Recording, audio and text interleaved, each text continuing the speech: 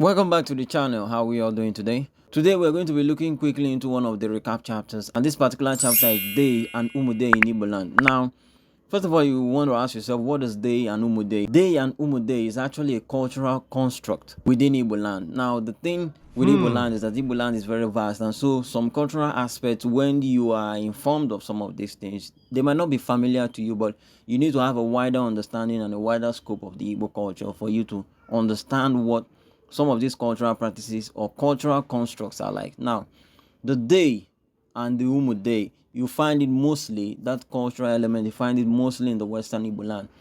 When you talk about Western Igboland, you're talking about the area you call Anioma today. When you investigate among the people, the Dei are usually connected to the founding of the communities. The identity of the Dei, because these are actually people. The Dei is actually a person. They are usually said to be part of the earliest sojourners into the area. Now, because of the Dei, that cultural construct is connected to the founding of the communities, connected to the oldest members of the communities, it is not surprising that it's also connected to the leadership of the communities. Now, when you go also into that area, that Western Igboland area, you find that the communities carry the name Dei. Now, when you look into Igbo language history, sometimes it's good to look at the community, because some of these communities actually go back to thousands of years ago. We're talking about 2,000, 3,000 years ago. Yes. So when you look into the name of some of the communities among the Western Igbos, you get the name Dei. It is well established. These are few communities, as you can see on the screen here and there. You can see the Umudei, Agbor Dei. You can see the Ogwu Dei, Ebe Dei.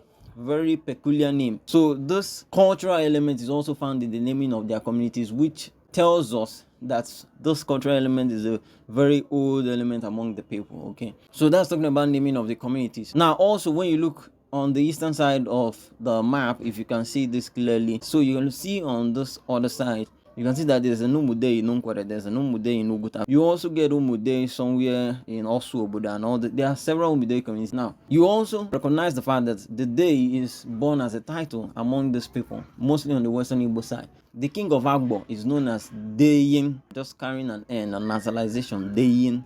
Okay, so you consider it's the title. Okay, now among these other communities, you can see the chiefs being Dei. You will get the Dei in also some parts of Onitsha. Yeah, so that is just part of the history, and we're just looking quickly into all of this in trying to really go deeper into that word Dei. There will be 3-4 videos, of course, coming after this, talking about other things. Okay, so this is just a recap on what we've actually talked about before. You can go and watch the main video. I don't know how long it is again, maybe 15 minutes thereabout. You go in there and you get a lot of information. So just stay tuned to the channel. I'll bring you more very vital information about the Igbo identity, the Igbo history of the Western Igbo people especially. Okay, thank you very much.